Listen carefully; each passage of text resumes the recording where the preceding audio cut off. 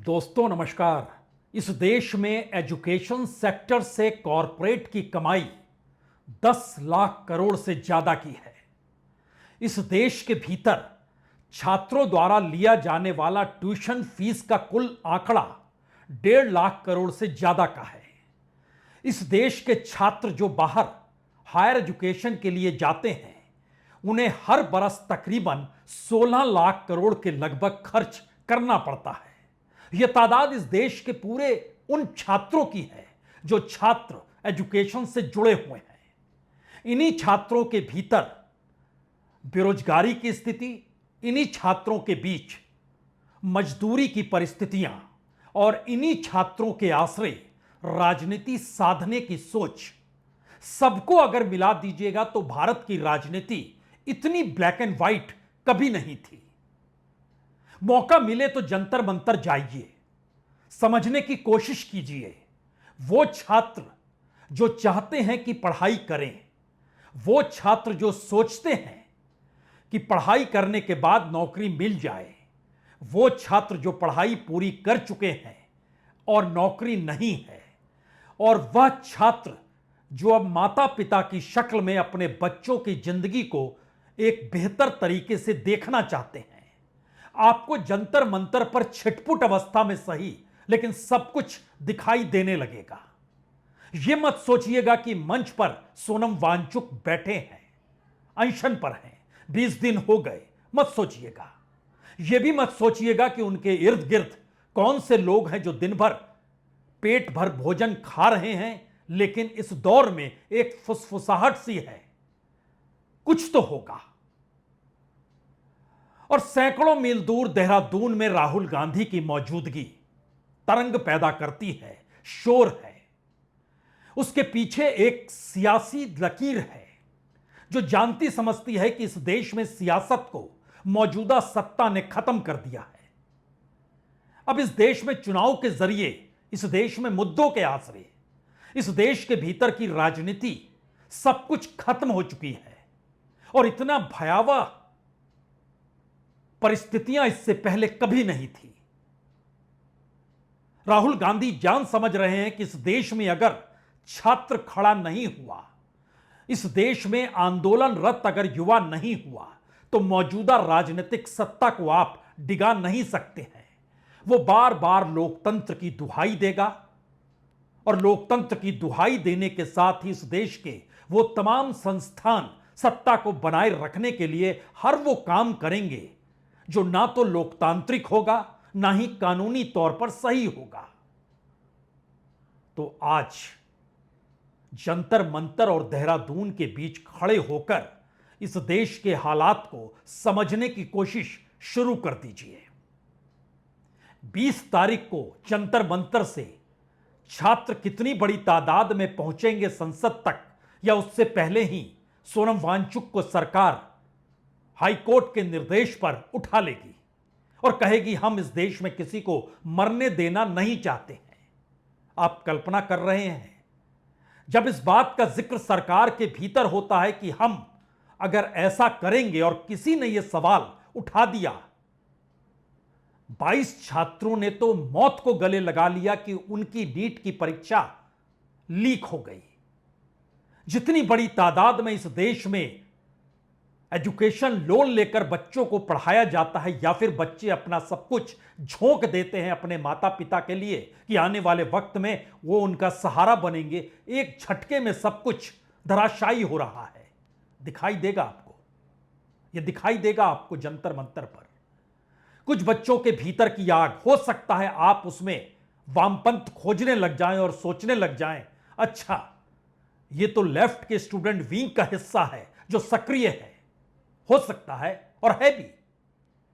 दूसरी तरफ देहरादून को देखकर आप महसूस कर सकते हैं, अच्छा यहां तो देश की सबसे पुरानी राजनीतिक पार्टी कांग्रेस है और नेहरू गांधी परिवार की विरासत को लेकर चलने वाले राहुल गांधी हैं। इनका पूरा का पूरा स्ट्रक्चर तो पूरे देश में है, वैचारिक तौर पर और पार्टी के तौर पर और राजनीतिक तौर पर। लेकिन वह पार्टी समझ गई कि इस देश में अब चुनाव के जरिए आप सत्ता में आ नहीं सकते हैं। इस देश के भीतर कोई भी मुद्दा राजनीतिक तौर पर आप बना लीजिए, उठा लीजिए, आपको जीत नहीं मिलेगी। रास्ता एक ही बचा क्या? कांग्रेस सोचने लगी, राहुल गांधी सोचने लगे जेंजी खड़ा हो जाए, और जंतर मंतर पर बैठा जेंजी यह सोच रहा है एक दिया तो जले। वो इस वक्त सोनम वांगचुक के जरिए अपने गुस्से, अपने आक्रोश को कहीं ना कहीं दिखाना चाहते हैं।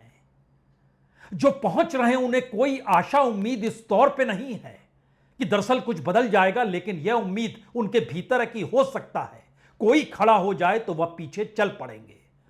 यानी ध्यान दीजिए, इस देश के भीतर की राजनीति और सामाजिक स्थिति, इस देश का युवा और इस देश के भीतर युवाओं को लेकर होने वाली सियासत और सियासत के जरिए सब कुछ धराशायी करने का खेल एक ऐसे अंधेरे में पूरे देश को ढकेल रहा है जिसमें वाकई कहीं एक दिया नजर तो आ जाए। देहरादून में आज बारिश हो रही है, जबरदस्त बरसात, बावजूद इसके बड़ी तादाद में छात्र वहां पर पहुंचे। राहुल गांधी ने हर उस शब्द का इस्तेमाल किया जिस शब्दों के आश्रय आप कह सकते हैं कि इससे विभत्स स्थिति इस देश में एजुकेशन को लेकर और छात्रों के भविष्य के साथ खिलवाड़ को लेकर कभी नहीं हुई थी। 3 दिन के बाद पार्लियामेंट भी शुरू हो रही है, वह भी 20 तारीख से, और जंतर मंतर तैयार बैठा है कि 20 तारीख को हम कुछ तो करेंगे। 20 तारीख तक सोनम वांगचुक जिंदा रहेंगे। 20 तारीख को संसद की दिशा में बढ़ते छात्रों के कदम क्या इस देश की राजनीति को डिगा पाएंगे? जो गैर राजनीतिक तरीके से राहुल गांधी देहरादून में जिक्र छात्रों के बीच कर रहे हैं, वहां जो जमा हुए छात्र वो जानते हैं कि देहरादून में बिना किसी राजनीतिक लकड़ी के वह खड़े हो गए थे पिछले बरस, जब लीक हुआ था पेपर नौकरियों को लेकर और मुख्यमंत्री को झुकना पड़ा, जांच के आदेश देने पड़े। लेकिन बात आज उसके आगे की क्यों है? हमने आज आपको जंतर मंतर और देहरादून के बीच क्यों खड़ा कर दिया? उससे पहले हमें लगता है जरा सुन तो लीजिए सोनम वांगचुक के ये शब्द, बाहर से कमजोर हूं, अंदर से मजबूत हूं, 20 तारीख तक जिंदा रहूंगा, आप साथ नहीं देंगे तो भूत बनकर आऊंगा। उसके बाद ये मैसेज क्या है? मैं बाहर से कमजोर हूं मगर अंदर से बहुत मजबूत हूं, और मुझे उम्मीद है आप लोग अंदर बाहर दोनों से बहुत मजबूत हैं। तो ये मजबूती हमें चाहिए 20 जुलाई को, जब हम बहुत ही शांतिपूर्ण तरीके से मार्च निकालेंगे संसद तक, और हम सब एक साथ चलेंगे और देश के लोकतंत्र के मंदिर में अपने फरियाद सुनाएंगे, अपनी प्रार्थना सुनाएंगे। आप सब चलेंगे हमारे साथ? वादा? तो फिर मैं किसी भी तरह 20 जुलाई तक जिंदा रहूंगा, और नहीं आए और 20 जुलाई सफल नहीं रहा तो मैं भूत बन के आऊंगा। धन्यवाद। सोनम वांगचुक जिम्मेदारी और जवाबदेही खोज रहे हैं। वो ये बर्दाश्त कर पाने की स्थिति में नहीं है कि इस देश में कोई अपराधी हो तो उस पर केस ना चले, इस देश का कोई मंत्री काम ना करे उसके बावजूद भी वह पद पर बना रहे, इस देश की सरकार फेल हो जाए फिर भी वो सत्ता में बरकरार रहे, इस देश का युवा सवालों को खड़ा करे और जवाब देने वाला कोई ना हो। बीते 20 दिनों से तो किसी ने जवाब नहीं दिया। तो क्या संसद की तरफ बढ़ते हुए कदम जिसका इंतजार 20 तारीख को लेकर सोनम वांगचुक जंतर मंतर पर कर रहे हैं, वो एक उम्मीद का दिया है?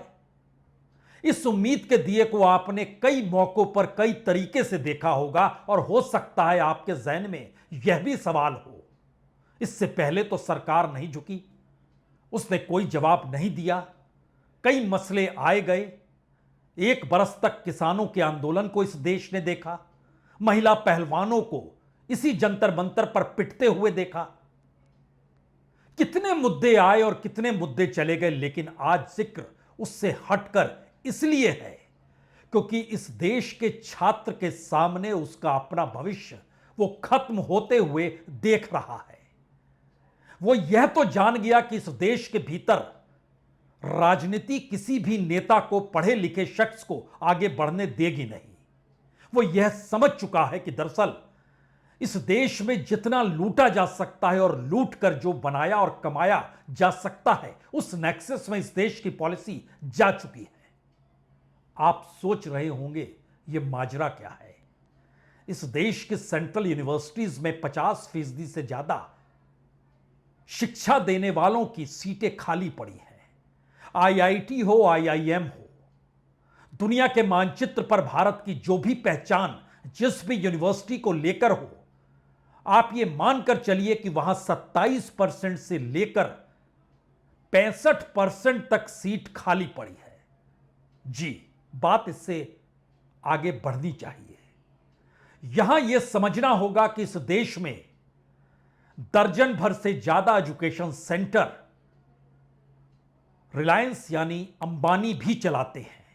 यह भी जानना होगा इस देश के भीतर बेसिक इंफ्रास्ट्रक्चर सरकार ने अडानी को सौंपा और वह भी इस देश में एजुकेशन चलाते हैं। इस देश के भीतर एजुकेशन को लेकर राष्ट्रीय स्वयंसेवक संघ की सक्रियता 2014 में पहले दिन से एचआरडी मिनिस्ट्री में अपने स्वयंसेवकों को घुसाने के साथ हर किसी ने देखी, समझी, परखी। उस वक्त एचआरडी मिनिस्टर जिन्हें बनाया गया वो कॉलेज गई या नहीं गई, यह भी सवालिया निशान है। लेकिन बात आज उससे आगे की इसलिए है क्योंकि छात्रों के सामने पहली बार कोई किताब नहीं है, उनके पास कोई डिग्री नहीं है, वह किसी रोजगार की लाइन पे खड़े नहीं है। वो पहली बार ये समझ रहे हैं। राहुल गांधी कोटा में थे, राहुल गांधी देहरादून में पहुंचे। परेड ग्राउंड नहीं, बन्नी स्कूल का ग्राउंड ही दे दिया गया। जंतर मंतर की पहचान आंदोलन से रही है। जंतर मंतर पर वो छात्र पहुंचे जो जानते ही नहीं है कि जिंदगी में आगे कैसे, किस रूप में करना है, कौन सा काम उन्हें मिलेगा। जब इन बातों का हम जिक्र कर रहे हैं तो एक क्षण के लिए जरा सोचिए, इस देश के 2 बड़े कॉरपोरेट अंबानीज और अडानीज जिन एजुकेशन इंस्टीट्यूशंस को चलाते हैं और इन दोनों के द्वारा चलाए गए इंस्टीट्यूशंस, उसमें जो फीस छात्र देते हैं, इस देश के भीतर जो 8वीं कक्षा तक पढ़ाई कर ले उसको दोपहर का भोजन फ्री में मिलता है। जो सरकारी स्कूल है उसका जो बजट है, उस बजट के लगभग 12 गुना ज्यादा पैसा इस देश के भीतर उन 2 इंस्टीट्यूशन को चलाने वाले बड़े कॉरपोरेट के छात्रों पैसा देते हैं। नहीं समझे? चलिए एक कदम और आगे बढ़ाते हैं। इस देश के भीतर सेंट्रल यूनिवर्सिटीज, इस देश के भीतर में प्रीमियर प्रोफेशनल एजुकेशन इंस्टीट्यूट्स, और इस देश के भीतर में जो भी सरकार उपलब्धियां बनाना चाहती है, जो बताती है एजुकेशन को लेकर, वो स्टेट लेवल पर हो या सेंटर लेवल पर हो, इस देश को 12वीं के बाद अंडर ग्रेजुएट कोर्स करने जितने छात्र बाहर जाते हैं, उसमें प्रति छात्र एवरेज तकरीबन 1 करोड़ से 2 करोड़ रुपए खर्च होते हैं। जो हायर एजुकेशन के लिए जाते हैं उसमें मिनिमम 50 लाख खर्च होते हैं, मैक्सिमम 2 करोड़ खर्च होते हैं। अलग अलग प्रोफेशनलिज्म के आश्रय, अलग अलग डिग्रियों को चाहने के आश्रय, और उसमें जाने वाले बच्चे जो बाहर चले जाते हैं उसमें से सिर्फ 3.75% बच्चे वापस लौटते हैं। वो आईआईटी के प्रोफेशनल्स भी इस दौर में जब बाहर गए तो उनका आंकड़ा 1.75 आया जो वापस आए। देश में कोई लौटना क्यों नहीं चाहता है? और इस देश के छात्र जो जंतर मंतर पर हैं, जो आज देहरादून पे मौजूद रहे जहां राहुल गांधी मौजूद थे। यह मैसेज क्या है? यह मैसेज क्या इस देश के खत्म होने का ऐलान है? हमने बहुतेरे मुद्दे इस देश में देखे हैं। इस देश में गवर्नेंस के आसरे फेल होती परिस्थितियां, वो चाहे एजुकेशन सेक्टर हो, चाहे हेल्थ सेक्टर हो, चाहे मनरेगा ही क्यों ना हो, वह भी तो हटा दिया गया और जी राम जी आ गया। इस देश में मंदिरों का जीर्णोद्धार, इस देश के बेसिक इंफ्रास्ट्रक्चर पर कॉरपोरेट का कब्जा, वह पोर्ट्स हो, वो एयरपोर्ट्स हो, वो रेलवे स्टेशन हो, इस देश का पावर सेक्टर हो। आप एक क्षण के लिए सोचिए यह देश किस लकीर पर खड़ा है। नौकरी कर रहे होते तो लगभग 80% नेता रिटायर हो गए होते। 60 के पार की उम्र है। इस देश में जो कॉरपोरेट हैं टॉप मोस्ट, उनकी उम्र भी 60 के पार है। जो टॉप मोस्ट 20 कॉरपोरेट का जिक्र इस देश में होता है। इस देश के भीतर 15 और 30 की उम्र के भीतर जो लोग हैं उनकी तादाद 40 करोड़ के लगभग है। जो बेरोजगारी की स्थिति और उसमें से जो वर्कर्स यानी कर्मचारी या कहें मजदूर के तौर पर काम कर रहे हैं, वह भी इंटरनेशनल लेबर ऑर्गेनाइजेशन का आंकड़ा है कि लगभग उनकी तादाद 37% है जो काम कर रहे हैं और 52% लाइन में लगे हैं। 37 और 52, 92%, बचे 8%। ये 8% का खेल है जिसको हम ना रोजगार दे पा रहे हैं, ना सही तरीके से पेपर कर पा रहे हैं। शायद यही वो सिरा है जिसको राहुल गांधी ने गैर राजनीतिक तौर पर उठाकर इस देश में जेनजी को उस परिस्थिति में लाने की कोशिश की है कि आप ही आइए, ये अब हमसे नहीं होगा। क्योंकि राजनीतिक तौर पर संसद पर कब्जा सरकार कर चुकी है। वो सरकार जो चुनकर आई और अब चुनने की परिस्थिति में भी वोटर लिस्ट वही बनाएगी। मुद्दा कौन सा काम करेगा? बात इससे भी साफ नहीं होती है। अब इसके बेसिक एस्पेक्ट पे आइए। इस देश के भीतर जो सत्ताधारी पॉलिटिशियन हैं और इस देश के भीतर जो सत्ता के करीब का कॉरपोरेट और बिजनेस हाउसेस हैं, इस देश के भीतर टॉप मोस्ट 10 न्यूज चैनल या कहें न्यूज घराने हैं। इनकी जो ग्रोथ रेट है वो मिनिमम है 105%। मिनिमम, मैक्सिमम का जिक्र मत कीजिएगा। सभी के बच्चे बाहर पढ़ रहे हैं, सभी बेफिक्र हैं। अब सवाल लौटिए वापस उस देश के भीतर जहां 80 करोड़ लोगों को अगर मुफ्त अनाज दिया जा रहा है तो सब कुछ मुफ्त हम देने की स्थिति में होंगे। हमको आप इस देश को लूटने की इजाजत दे डालिए। और यहीं से वो सवाल शुरू होता है। पहली कक्षा में गिनती सिखाई जाती है, ककहरा बताया जाता है। 8वीं कक्षा आते आते 52% छात्र पढ़ाई छोड़ देते हैं। 10वीं तक जाते जाते ये 52% बढ़कर 62% होता है। 12वीं तक जाते जाते ये लगभग 74% होता है। और जो ग्रेजुएट हो जाते हैं, उन ग्रेजुएट्स में मजदूरी के तौर पर, रोजगार के तौर पर, परमानेंट रोजगार के तौर पर, व्हाइट कॉलर के तौर पर ग्रेजुएट के बाद की स्थिति में सिर्फ और सिर्फ 21% लोग होते हैं जिनको काम, बाकी किसी को कोई काम ही नहीं मिलता है। आईएलओ ने एक लाइन लिखी एजुकेशन और भारत को लेकर। उन्होंने जिक्र किया कि हो सकता है भारत जैसे बड़े व्यापक देश के भीतर के एजुकेशन सिस्टम और उस एजुकेशन से निकले हुए मजदूर जो हैं उनकी तादाद, उन्होंने बेस कोविड काल में जो प्रवासी मजदूरों की मौत का सिलसिला था उसका भी जिक्र किया और कहा हर शब्द को लिखने में हो सकता है आंसू टपके और हर आंसू में आप मजदूरों की मौत देखें। यह स्थिति है। इधर जंतर मंतर है, उधर देहरादून है। देहरादून का एक दृश्य देखिए। हम लोग दिन रात मेहनत करके पेपर तो पास कर सकते हैं लेकिन सिस्टम से नहीं जीत सकते।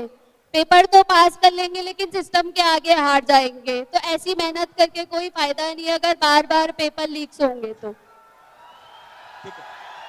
अच्छा, आजकल रेट कार्ड भी है।